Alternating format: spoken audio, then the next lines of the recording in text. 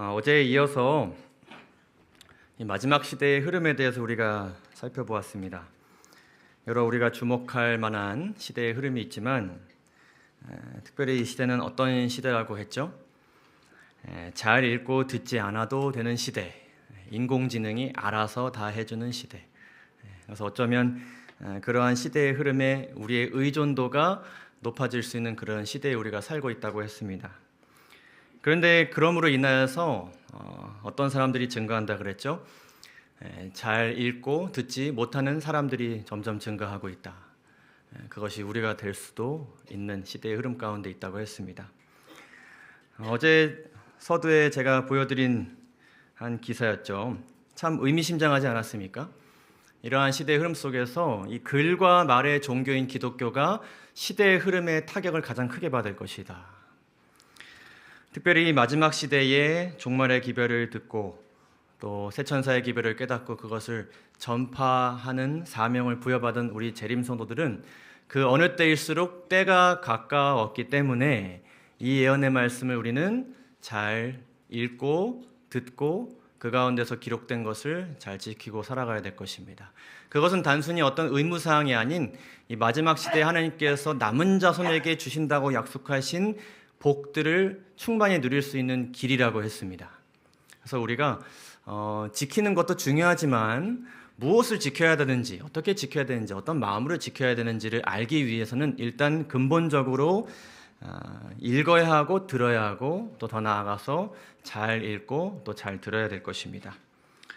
자, 그래서 어제에 이어서 오늘 이제 청해력, 어제는 문해력에 대해서 살펴보았고요. 읽음으로 인하여서 그 뜻을 이해하는 능력을 우리가 어떻게 개발할 수 있을까 살펴보았고, 오늘은 청해력, 들음으로 인하여서 그 뜻을 이해하는 능력을 어떻게 시킬 수 있고 그것이 우리 재림신앙에 어떤 유익이 되는가에 대해서 살펴보도록 하겠습니다.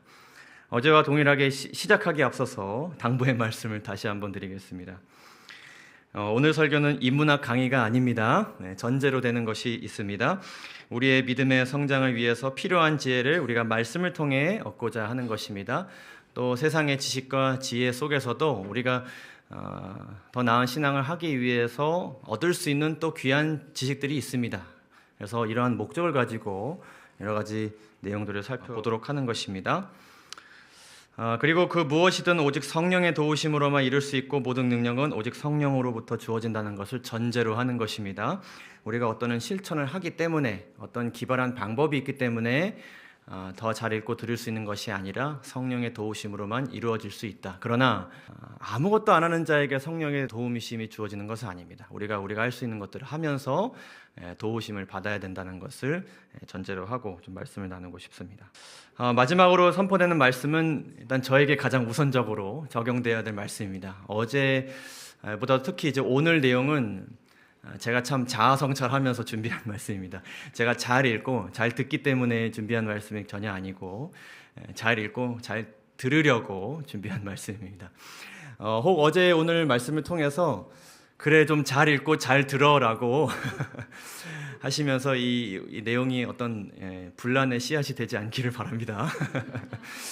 나에게 적용되고 내가 노력하는 데 동기부여가 되었으면 좋겠습니다. 여러분 이 캐릭터를 아십니까? 아주 오래된 캐릭터인데요. 무엇입니까? 사오정. 역시 이거 알면 옛날 사람 맞습니다.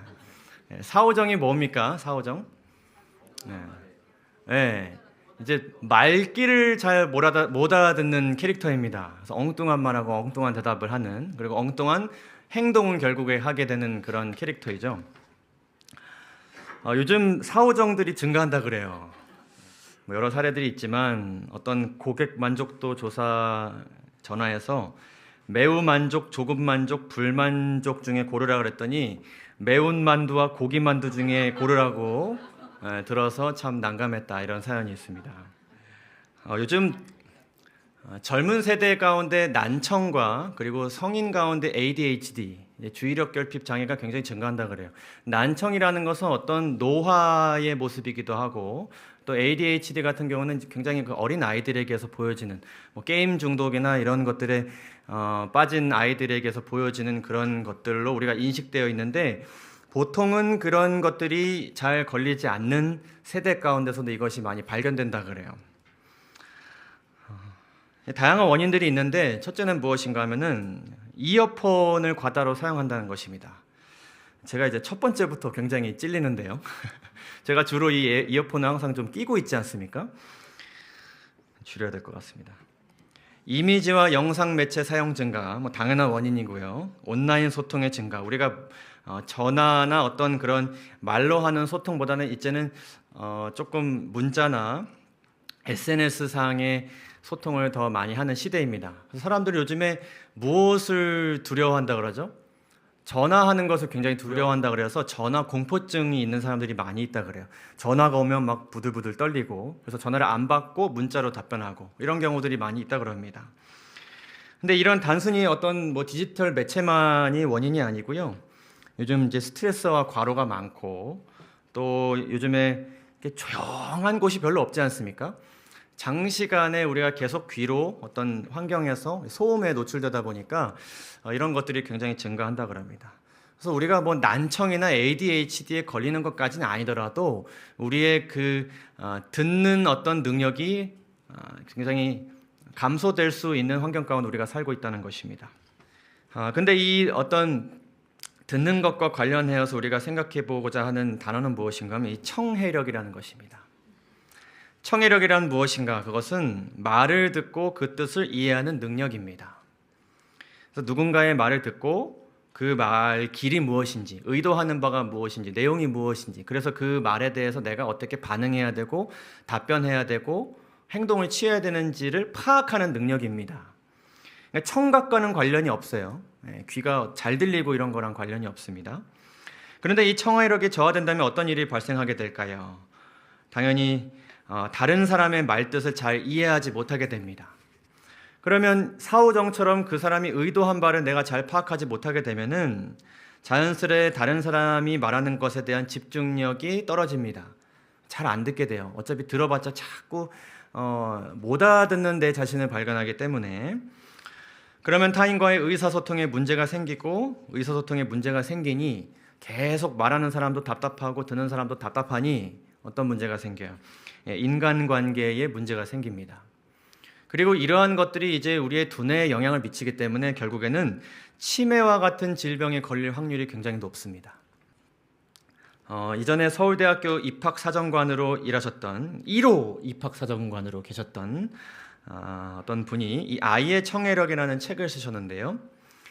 이러한 청해력이 감소되는 시대 가운데서 우리가 이 청해력을 어떻게 기를 수 있을 것인가에 대해서 책을 쓰셨는데 그 방법이 무엇인지를 좀 나눠보도록 하겠습니다. 청해력을 기르는데 가장 중요한 것 무엇일 것 같으세요? 어떤 방법들이 필요할까요?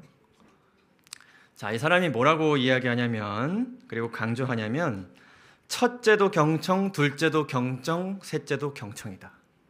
다른 방법이 없다. 경청하는 것이 제일 중요하고 경청의 습관과 경청을 잘할 수 있는 지혜와 방법을 터득하는 것이 제일 중요하고 가장 중요하고 유일하게 이것이 해결책이다라고 이야기하고 있습니다. 그래서 이 사람이 이야기하는 것이 청해의 바탕은 경청이다. 경청을 안 하면 청해력이 길러질 수 없는 것이죠. 그리고 듣기는 경청의 기본이다. 바탕이자 기본이다. 전부라는 것입니다. 의사소통 방법에서 경청은 가장 먼저 나오는 덕목이고 의사소통 역량 중 경청이 가장 큰 비중을 차지한다. 그리고 경청은 무엇의 시작이라고요? 사람다움의 시작이다. 우리 신앙생활에도 경청이 중요합니까? 얼마나 중요합니까? 많이 중요합니까? 성경에는 이 경청이 아주 중요하다고 말씀하십니다. 잠언 15장 31절을 보시게 되면 생명의 경계를 듣는 귀는 지혜로운 자 가운데 있느니라. 그러니까 우리가 들어야 되는데 어디 가운데서 듣고 있어야 되고 어떤 목적으로 들어야 되는지에 대해서 말씀을 하십니다. 미가서 1장 2절을 보시게 되면 하도 백성들이 잘 안 들으니까 하나님께서 이렇게 말씀하셨어요. 다 들을지어다. 근데 안 들으니까 땅과 거기 있는 모든 것들아 어떻게 들으라고요? 네, 자세히 들어라. 자세히 들어라. 그냥 앉아가지고 청각이 있으니까 그냥 들리는 대로 흘러보내지 말고 자세히 좀 들으라 이렇게 말씀하셨어요.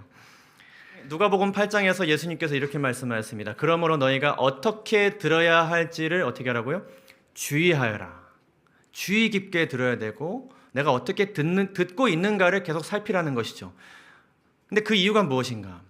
가진 자는 더 받을 것이요 가지지 못한 자는 그가 가졌다고 생각하는 것마저 빼앗길 것이다.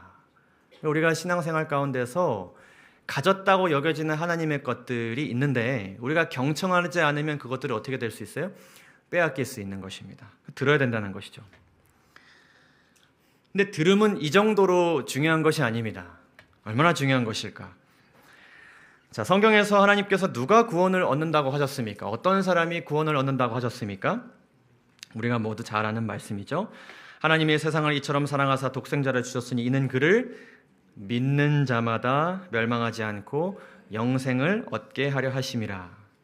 어떤 사람이 구원을 받아요? 예수님을 뭐하는 자? 믿는 자가 구원을 받습니다. 근데 여기서 이제 믿는다라는 단어는 헬라어로 피스티오라는 단어인데 이런 의미들이 담고 있습니다. 신뢰하다, 의지하다. 여러분 누군가를 믿고 의지하면 그 사람을 따르고 싶습니까?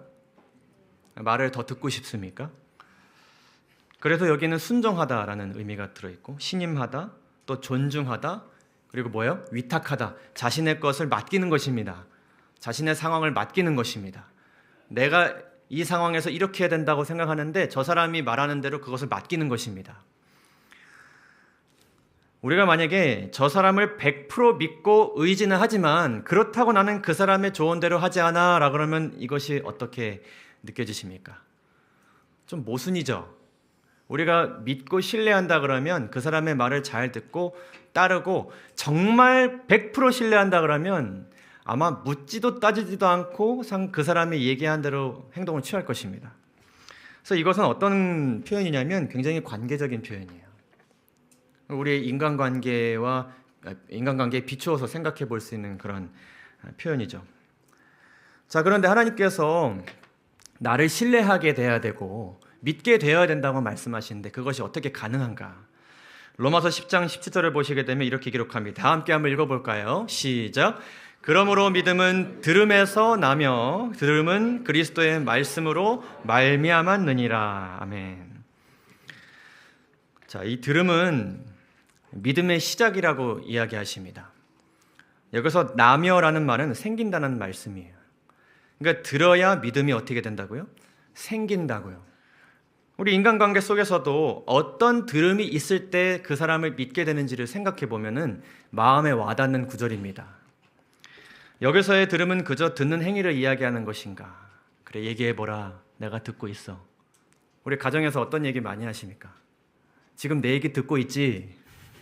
제가 듣기도 했고 하기도 합니다. 내 얘기 지금 듣고 있지?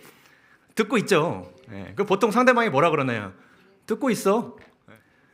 근데 그 안에는 무엇을 내포하고 있습니까? 당신 지금 경청하고 있습니까? 주의를 기울이고 있습니까? 나를 이해하고 있습니까? 응답하고 있습니까? 따르고 있습니까? 근데 이 또한 어떤 표현입니까? 굉장히 관계적인 표현이죠.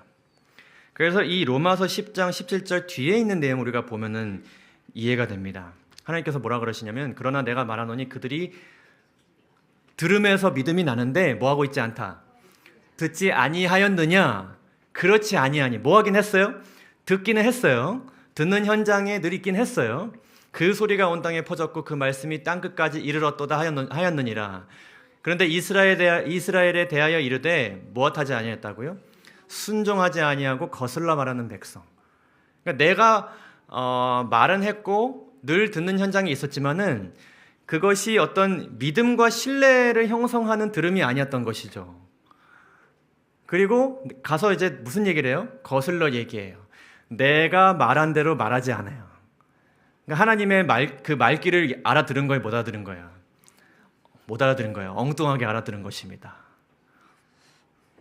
이 경우를 보면 우리가 잘 이해하게 됩니다. 출애굽기 7장에서 하나님께서 모세와 아론을 보내셔서 이스라엘 백성들을 이 애굽 땅에서 이제 자유하게 하고 보내달라고 그 이집트의 바로에게 요청했죠. 근데 바로가 어떻게 하지 않았어요? 듣지 않았어요. 근데 마음이 어떻게 했다고 기록하죠? 완악하여서 그들의 말을 듣지 아니하니. 완악하다는 것은 뭐 우리가 느껴지는 바대로 그것은 강하고 견고하고 튼튼하고 완강하다. 자기의 뜻이 아주 강하고 고집세고 다른 어떤 것들도 그 안에 들어갈 수 없을 정도로 딱딱하게 굳어버린 마음 상태를 이야기합니다. 경청의 필요성을 느끼지 않는 관계 가운데 있는 거죠. 들을 만한 가치를 이야기하는 대상이 아닌 거예요. 아주 하찮고 보잘것없는 대상인 겁니다. 뭐 수준이 맞아야 듣는 것이죠. 뭔가 신뢰와 믿음이 가는 모양새여야 듣는 것이죠. 믿음과 신뢰가 생기지 않는 관계이고 믿음과 신뢰가 생길 수 없는 관계였습니다. 우리는 그리스도의 말씀을 경청하고 있는가? 내 삶의 경청의 열매가 맺어지고 있는가 한번 생각해 볼 수 있습니다. 우리가 이 경청이라는 단어를 좀 살펴보면 경청의 의미를 더 잘 이해하게 됩니다. 이 그림에 어떤 모습이 있습니까? 이 펭귄이 지금 무엇을 만났습니까? 경사진 곳을 만났죠. 경청의 경은 기울다 경입니다. 그래서 경사, 경도, 경향 이제 그쪽으로 어떻게 되는 거예요? 기울어지는 것입니다. 중력에 의해서 기울어지는 것입니다. 아주 자연스러운 일이죠. 그래서 이 경청이란 단어의 의미는 무엇인가 하면 소리가 나는 방향으로 기울어져 있다 이런 의미입니다. 그래서 우리에게 줄 수 있는 질문은 무엇인가 하면 우리가 잘 듣고 있느냐 뭐 이런 어떤 단순한 질문보다도 굉장히 근본적이고 본질적인 질문 그리고 굉장히 관계적인 질문을 우리가 스스로에게 던질 필요가 있습니다. 그것은 무엇인가 하면 우리는 어떤 소리에 우리의 마음이 기울어져 있는가. 제가 이 그림을 발견하고 마음에 아주 큰 울림이 있었습니다. 내 귀에 뭐가 있어요? 속삭이는 무언가가 있어요. 내 마음이 어디에 기울어져 있는가 생각해 보는 것이죠. 그러니까 내가 얼마나 많이 듣고 있었고 얼마나 많이 들었고 얼마나 많이 깨닫고 또 말했는가 이런 것을 제가 많이 생각해 보고 사실 그 방법이 무엇일까를 살펴보았는데 사실은 세상에서 이야기하는 그 경청에 관한 책이나 성경이나 다 무엇을 이야기하냐면 마음의 이 기울어짐에 대해서 이야기합니다. 굉장히 관계적인 이야기를 하고 있어요. 그러니까 마음이 가는 대로 모두 가는 거예요. 내 귀의 방향도 그곳에 맞춰지는 것이죠. 시편 145편에 이렇게 기록합니다. 18절과 19절에 있는 말씀입니다. 여호와께서는 자기에게 간구하는 모든 자 곧 진실하게 간구하는 모든 자에게 가까이 하시는도다. 그는 자기를 경외하는 자들의 소원을 이루시며 또 그들의 부르짖음을 들으사 구원하시리로다. 하나님은 어디로 기울어져 계십니까? 그분은 백성들의 소리에 그곳을 향해서 기울어져 계십니다. 그것이 하나님의 무엇입니까? 경청입니다. 출애굽의 역사는 이렇게 시작됐습니다. 여호와께서 이르시되 내가 애굽에 있는 내 백성의 고통을 분명히 보고 그들이 그들의 감독자로 말미암아 부르짖음을 어떻게 하셨어요? 듣고 그 근심을 알고 내가 소리가 나는 곳으로 기울어져 내려가신 것입니다. 그들을 애굽인의 손에서 건져내고 내가 그들을 그 땅에서 인도하여 아름답고 광대한 땅에 데려가려 하노라. 그분의 경청을 통해서 구원의 역사가 뭐 된 것입니까? 시작된 것입니다. 들음을 통해서 믿음이 시작되는 것처럼 우리의 구원도 그 믿음도 하나님이 우리의 소리를 들으셨기 때문에 그 역사가 시작된 것입니다. 모든 구원의 역사는 뭐부터 시작한다고요? 잘 듣는 것부터 시작한다고요. 하나님께서 지금도 우리의 소리를 듣고 계십니까? 우리 성소의 기별 함께 공부하고 있죠.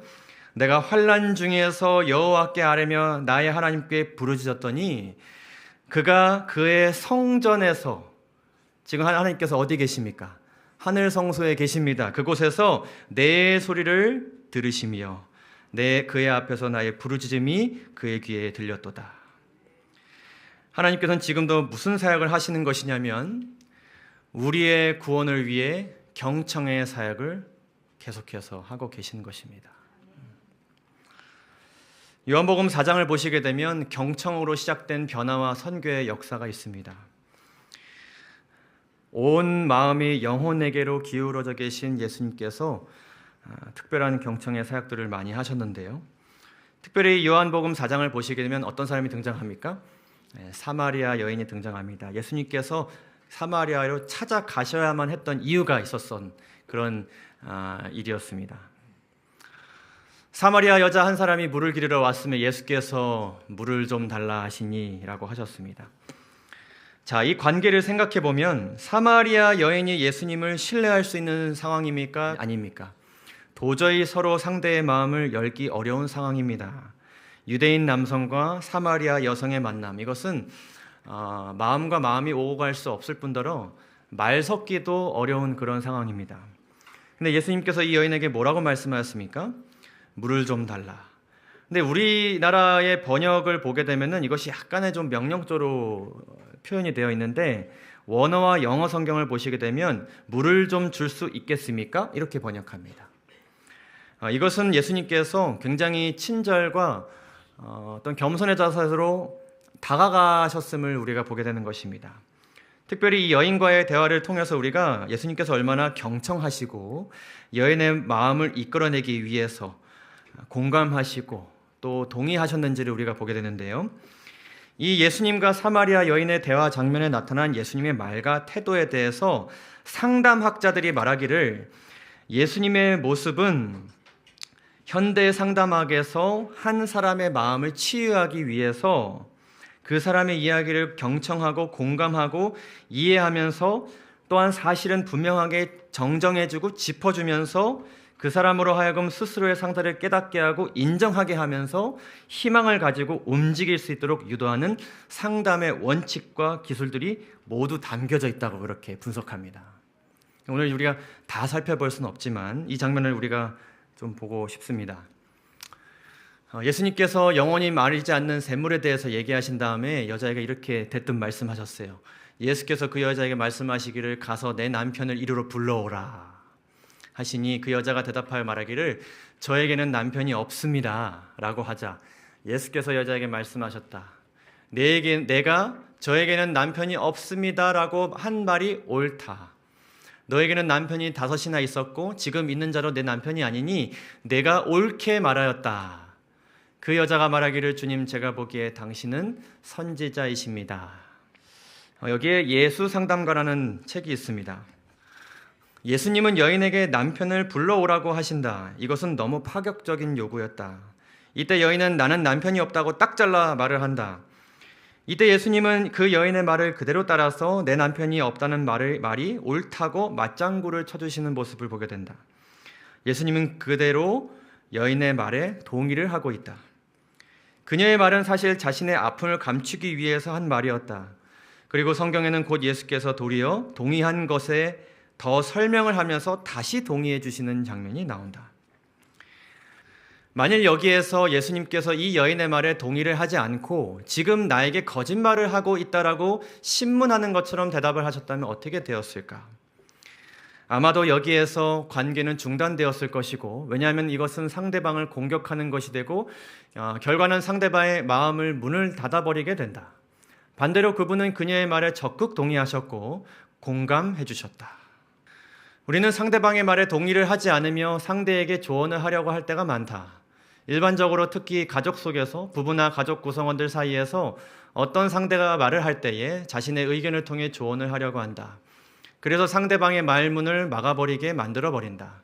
더 이상 에너지가 흘러나오지 못하게 한다. 말할 기회를 주지 않는 사람에게 우리가 어떻게 할 수밖에 없습니까? 입을 닫을 수밖에 없죠. 마음을 닫을 수밖에 없는 것입니다. 예수님께서 처음 하시는 일은 질문하시고 하는 말을 들으시고 경청하시고, 경청하심으로 인하여서 그 말에 동의하시고 공감하시면서 그 여자의 마음을 여신 것입니다. 그렇다면 우리가 예수님처럼 상대방에게 동의하는 자세로 살아가려면 어떻게 해야 할까? 물론 동의하기에 앞서 우선적으로 되어야 할 일은 상대방의 말을 잘 듣는 데서 뭐 해야 된다고요? 출발을 해야 된다. 진정으로 무슨 말을 해야 하느냐에 대한 이야기를 알고 있어야 정확하게 동의를 할 수가 있다. 그러니까 내용을 잘 듣고 파악이 되어야 동의를 할 수 있잖아요. 너 말이 맞아. 이렇게 하는 것은 동의가 아니죠. 네. 이것은 상담에서 뭐라고 얘기한다고요? 적극적인 경청이라고 한다. 그러니까 동의하기 위해서 적극적으로 듣는 것입니다. 그래서 동의는 이 적극적인 경청에서 나오는 결과물이다. 예수님께서는 여인의 말에 전적으로 동의해 주셨다. 그분은 옳고 그름을 말씀하시기 전에 예수님께서 여인의 말에 100% 다 동의하시고 공감하셨나요? 그렇지 않습니다. 이후에 예수님께서 이 여인이 알고 있는 잘못된 정보를 분명하게 정정해 주셨어요. 그러나 그 전에 그녀의 편이 되어줄 것을 먼저 내비치셨어요. 이는 여인의 내면이 치유되는 출발이 되었다. 구원의 역사가 시작된 것입니다. 그렇게 함으로 인하여서 이 들음으로 믿음이 생기는 관계가 형성되었고, 여인은 결국 어떻게 되었습니까? 나가서 전하게 되었죠. 여기 예수님이 계시다. 선교사가 되었습니다. 경청의 모본이 되시는 예수 그리스도, 이 얼마나 놀라운 사랑과 겸손의 경청입니까? 헨리 나우엔이라는 한 신학자가 이렇게 말했습니다. 사랑하기 위해서 우리는 경청해야 된다. 그리고 사랑하면 경청하게 된다. 사랑하지 않으면 들을 수 없습니다. 이 사람이 뜻하는 바가 무엇인지를 알기 위해서 적극적으로 그것에 동의하기 위해서 경청하게 됩니다. 그리고 예수님의 말씀을 우리가 그렇게 적극적으로 듣게 되면 결국에는 그분의 말씀이 다 어떻습니까? 다 진리이고 맞는 말씀이기 때문에 결국 그게 순종으로 이어지는 것입니다. 오직 사랑으로 우리는 들을 수 있습니다. 말하고 싶은 것 참고 먼저 듣는 것 얼마나 어렵습니까? 사랑의 힘이 아니면 불가능한 일이죠. 여러분, 예수님께서는 어떤 분이시냐면 인간이 무엇을 말할지를 아시는 분이세요. 그리고 인간이 말하고자 하는 그 모든 것들은 들을 만한 것들이 아닙니다. 들을 수 있는 것들이 아닙니다. 다 거룩하지 않은 것이고 다 이기적인 말들입니다. 근데 뭐 하세요? 너무 사랑하기 때문에 경청하시고 들으시고 동의하시고 존중하시고 공감하시는 것입니다. 이것이 예수님께서 우리에게 보여주시는 진정한 겸손과 온유의 열매입니다. 그분의 중보 사업이 이런 마음으로 이루어지는 것입니다. 사랑하는 성도 여러분, 주님의 경청으로 인해 구원의 선물을 받았음을 기억하게 되시기를 바랍니다. 그것을 우리가 더 마음 깊이 기억함으로 인하여서 우리의 마음이 그분 쪽으로 더욱더 기울어지게 되기를 바랍니다. 마음이 기울어지면 경청하지 않을 수 없고요. 마음이 기울어지면 사랑하지 않을 수 없고요. 순종하게 되는 것입니다. 그렇다면 이제는 우리의 실제적인 삶에 대해서 좀 이야기를 해보자면 재림 성도의 삶에 축복이 되는 경청을 어떻게 좀 잘 실천하면 좋을까? 우리가 하나님의 말씀도 잘 경청해야 되겠지만은 누구의 말도 잘 경청해야 될까요? 이웃의 말도 잘 경청해야 됩니다. 하나님을 우리가 온 마음으로 사랑해야 되는 것처럼 이웃도 사랑해야 되듯이 누구의 말도 잘 경청해야 됩니까? 사랑과 온유로 잘 경청해야 되는데 어떻게 하면 좋을까? 잠언 18장 13절에 이렇게 말씀합니다. 너희는 사연을 듣기 전에 대답하지 말라고 말씀하세요. 사연을 듣기 전에 대답하는 자는 미련하여 욕을 당하느니라. 그러니까 말은 하긴 해야 되는데 뭐를 먼저 하라고요? 듣는 것을 먼저 하라고요. 야고보서 1장 19절에 이렇게 말씀합니다. 내 사랑하는 자들아 너희가 알지니 사람마다 듣기는 어떻게 하고 속히 하고, 그러니까 듣는데 먼저 움직이고 말하는 것은 한 발 물러서는 것입니다. 그것이 그리스도인들의 자세입니다. 또한 모두 더디하라고요? 성내기를 더디하라. 여기에 성내기를 더디하라는 말씀이 붙여진 게 참 흥미롭지 않습니까? 우리가 속히 말하고자 할 때 보통 어떤 때 말을 하고자 합니까? 화났을 때 막 얘기하고 싶을 때가 많이 있지 않습니까? 근데 이것이 어떻게 가능해지는 것인가? 근본적으로 우리에게 필요한 것은 그리스도이고 그리스도의 품성입니다. 필요한 하나님의 품성의 덕목은 온유라고 이렇게 우리 이현애 씨는 말씀하고 계십니다. 그리스도의 학교에 있어서 온유는 두드러진 성령의 열매 가운데 하나이다. 굉장히 필요한 것이죠. 온유는 성령께서 성화된 자에게 주시는 한 은사이며 온유함을 지닌 사람은 어느 때에나 충동적이고 성급한 성벽을 제어할 수 있게 된다. 그러니까 우리가 좀 성급하게 말을 하고 싶어질 때 하나님의 능력을 구하는 것이 굉장히 필요한 것이죠. 그들은 듣기는 속히 하고 말하기는 더디하며 성내기를 더디하라는 영감적 교훈을 순종할 수 있기까지 거룩한 모범에 동화되어 가게 된다. 우리가 이 목적을 위해서 정말 잘 듣기 위해서 또 잘 읽고 그리스도를 더욱더 탐구해야 될 것입니다. 그런데 이런 이제 실천을 우리가 하는 가운데 우리가 얻을 수 있는 지혜는 무엇인가? 제가 한 유튜브 영상을 보게 되었는데요. 한 여자분이 내가 말귀를 못 알아듣는 이유 이런 제목으로 영상을 하나 올렸던 것을 제가 보게 되었습니다. 자신이 굉장히 청해력이 낮았다고 그렇게 진단을 하는데 평소 자기가 했던 말이 있다 그래요. 그것은 뭐냐면은 제가 귀가 좀 안 좋아서 그런데 이런 말을 많이 했대요. 여러분 혹시 많이 하십니까? 실제로 우리 청각이 낮을 수도 있습니다. 특별히 우리 남자분들은 결혼하면 뭐가 먹는다 그래요. 다 아시는 내용이잖아요, 그렇죠? 예. 귀가 잘 안 들린다 그러죠. 참 신기합니다. 근데 우리가 이런 핑계가 생길 수 있는데 이 사람이 이것을 좀 고치기 위해서 좀 스스로를 진단하기도 하고 병원을 가기도 하고 그랬다 그래요. 상담도 진행했고요. 근데 세 가지 큰 이유가 있었다는 것을 발견하게 되었다고 합니다. 첫 번째는 무엇인가 하면 낮은 집중력. 근데 이 낮은 집중력은 무엇을 얘기하냐면은 내가 누군가의 말을 듣고 있을 때에 이 사람이 그 말하는 사람의 내용이 아니라 그 사람이 말하는 것의 어떤 특정 단어나 그 사람의 옷이나 얼굴이나 표정이나 옆에 지나가는 환경에 내 정신이 딱 꽂힐 때 집중력이 어떻게 되는 거예요? 떨어지는 것입니다. 그러니까 그것에만 집중하는 것이 아니라 굉장히 산만하게 집중하고 있었다는 것을 발견하게 된 것이죠. 그러다 보니까 대화의 흐름을 따라가다가 놓치게 되고 결국에는 다시 물어봐야 되거나 이해했어 라고 하고 그냥 넘어가는 것이죠. 두 번째는 무엇인가 하면은 인정욕구라고 했습니다. 인정욕구. 이건 뭐냐면은 내가 다른 사람의 말을 들을 때 내 모습이 저 사람에게 어떻게 비춰질까를 신경 쓰는 겁니다. 내 모습, 내 표정, 내 리액션, 내가 좀 약간 위트 있게 리액션을 했는데 좀 섣불렀나? 이게 좀 지루했나? 혹은 마음에 좀 닿는 공감이었나? 이런 것들을 계속 생각하는 것입니다. 그러면 내 행동과 내 모습에 대해서 생각을 하다 보니까 이제 결국 뭐에 지배되겠냐면 다음 할 말에 지배되는 것이죠. 그러니까 듣고 있는데 나는 속으로 뭘 정리하고 있냐면 이 사람의 말이 끝난 다음에 내가 무슨 말을 할지를 정리하고 있는 것입니다.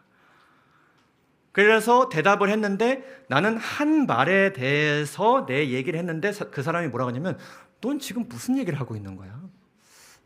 제가 이런 얘기를 가끔 들을 때가 있어요. 그러니까 제가 이렇게 정답을 이야기해야 되는 어떤 의무감이 있다 보니까 상대방이 뭔가를 말을 할 때 내가 이 사람에게 어떻게 하면 정답을 얘기할 것인가에 대해서 계속 제 생각의 회로가 돌아가는 것입니다. 그러니까 저의 두뇌가 어디에 집중하고 있는지를 저도 한번 깨닫게 되었습니다. 여기에 뇌과학자 박문호라는 박사님이 계신데 이분이 아주 통찰력 있는 말씀을 주셨어요. 지구상에는 남자와 여자로 구별되는 것이 아니고 지금 이야기하고 있는 사람과 자기가 말할 차례를 기다리는 사람 두 종류가 있다. 공감이 되십니까? 그러면 모든 사람이 다 말을 하고 싶다는 이야기인데 그 근거가 무엇인가? 우리의 뇌는 우리가 이야기의 주도권을 갖출 때 뭐가 작동했나요? 근데 뭐가 작동하냐면 쾌감 중추가 작동한다는 것입니다.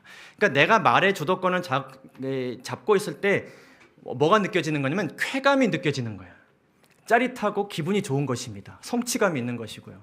그래서 뭐라고 얘기하냐면 때로는 내가 내 비밀을 이야기해서 하지 말아야 할 말을 이야기하면서 얻는 손해보다 말을 함으로 얻는 쾌감이 더 크기 때문에 우리는 계속 자기 얘기를 한다는 것입니다. 그게 뭐의 원리냐면 이 뇌의 원리입니다. 이 뇌 과학이 이야기하는 원리입니다. 이 원리를 알고 인정하고 훈련할 때 비로소 우리가 나 중심적인 이야기를 멈추고 말하는 것을 더디하고 한 발 물러서서 다른 사람의 이야기를 경청할 수 있다는 것입니다. 저는 이렇게 생각을 안 해봤습니다. 굉장히 근본적인 얘기를 해준 것 같습니다. 내가 어디서 만족을 느끼고 있는가? 내 마음이 어디로 기울어져서 흘러갈 때에 나는 만족과 기쁨을 누리고 있는가? 성경적으로 다시 한번 생각해 보게 된 것입니다. 자, 우리는 무엇하지 않을 수 없어요. 보고 들은 것을 말하지 않을 수 없어요. 특별히 뭐를 말하지 않을 수 없어요. 정답을 말하지 않을 수 없어요. 특별히 어떨 때 그렇습니까? 틀린 말을 할 때, 진리가 아닌 말을 할 때 말을 하지 아니할 수 없어요. 그러나 하나님께서 우리에게 말씀하십니다. 우리가 갖춰야 될 첫 번째 섬김이 무엇인가? 그것은 경청하는 섬김이라고 우리에게 말씀하십니다. 듣는 사람이 되기 위해 분석학, 어떤 훈련을 받을 필요는 없다. 가장 중요한 것은 사람을 동정하는 마음과 인내이다. 이것이 어디서 우러나오는 것입니까? 우리를 사랑하시는 그리스도의 마음에서 우러나오는 것이지 않습니까? 근데 그 다음 이야기하기를 듣는 일을 잘하기 위해 바른 답을 가지고 있을 필요도 없다. 바른 답은 종종 듣는 일에 오히려 뭐가 된다고요? 방해가 된다. 듣는 일에 집중하기보다는 대답하는 일에 더 염려하기 때문이다. 이것이 우리의 뇌가 거기에 익숙해져 있다는 것을 다시 한번 생각하면서 다시 한번 하나님 앞에 우리의 마음을 들으시는 하나님을 생각하면서 우리가 훈련해야 될 것입니다. 그리스도인 친교에 있어서 우리가 제공해야 할 첫 번째 섬김은 그들의 말을 무엇하는 거라고요? 진리를 말해주는 것 이전에 예수님이 하신 것처럼 잘 듣는 것입니다. 경청하는 것입니다. 여기 아주 중요한 말이 나옵니다. 하나님을 사랑하는 일이 하나님의 말씀을 듣는 일에서 시작되는 것처럼 형제를 사랑하기 시작하는 일도 역시 형제의 말을 듣는 데에 있다. 우리가 이렇게 좀 생각해 볼 수 있습니다. 아직도 할 말이 참 많고 또 나는 언제까지 들어야 되는가? 근데 우리가 한 가지 기억해야 될 사실이 있습니다. 내가 말을 하고 있다는 것은 누군가가 나를 위해 경청하는 섬김을 실천하고 있다는 의미입니다. 제 목회 동료가 있는데 그 친구가 저한테 이런 얘기를 한 적이 있습니다. 나는 말하는 직업이지만 내 말을 듣는 사람들을 보면 참 신기해. 그거를 듣고 앉아있는 것이 되게 신기할 때가 있어. 특별히 구도자들, 처음 만나는 사람들, 내가 뭐라고 나는 이 사람이 내가 설득력 있는 말을 하기 때문에 이 사람이 들을 수밖에 없다고 착각하지만 때로는 이 사람이 내 말을 도대체 왜 이렇게 들어 앉아 있는 것인가?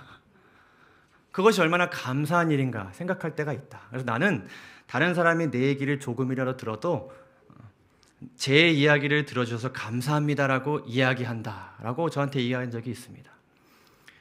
그러니까 내가 길게 얘기하든 적게 얘기하든 얘기를 한다는 것은 누가 있다는 얘기예요. 그것을 들어주고 있는 사람이 있다는 얘기죠. 우리가 살아가고 있다는 것은 하나님께서 우리의 소리를 듣고 계시다는 것입니다.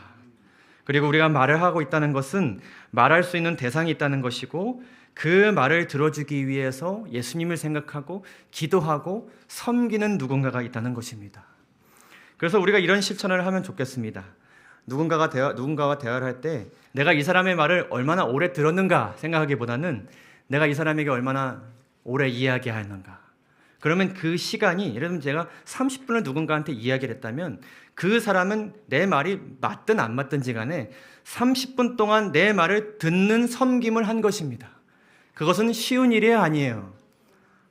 아주 어려운 일이지만 그리스도인이고 주님 붙잡으면서 그것을 한 것이라는 것을 우리가 기억하고 어떻게 하면 이것을 우리가 보답할 수 있을까? 그 길은 우리도 경청하는 것입니다. 먼저 경청함으로 하늘의 복이 시작되고 경청함으로 사랑이 시작되고 경청함으로 또 무엇이 시작됩니까? 선교가 시작되는 것을 꼭 기억하고 살아가게 되시기를 간절히 바랍니다. 어제와 오늘 말씀을 마무리하면서요, 이 내용을 읽고 마치도록 하겠습니다. 종말의 때에 하나님의 말씀을 잘 읽음으로 잘 듣게 되고 잘 들음으로 잘 읽게 되고 잘 읽고 들음으로 하늘의 복을 충만히 누리는 천국의 복을 충만히 누리는 우리 모두가 되기를 간절히 바랍니다. 말씀을 마치겠습니다. 감사합니다. 하늘에 계신 우리 아버지 하나님, 보잘것없는 우리고 죄된 우리이지만 우리에게 기울어져 계심에 감사드립니다. 그것으로 인해 우리의 구원이 이루어졌고 사랑 가운데 거하게 해주심에 감사드립니다. 우리가 이 사실을 늘 기억함으로 인하여서 서로에게 기울어지게 도와주시옵소서. 하나님께서 늘 지혜를 주시고 무엇보다 성령의 능력을 충만히 주셔서 서로 기울어짐으로 인하여서 우리의 삶이 더욱더 행복해지고 우리에게 기울여져 계시는 하나님으로 인하여서 천국을 맛보는 우리 모두가 될 수 있도록 그런 재림신앙하고 살아갈 수 있도록 함께하여 주셨기를 간절히 바라며 예수님의 이름으로 기도드립니다. 아멘.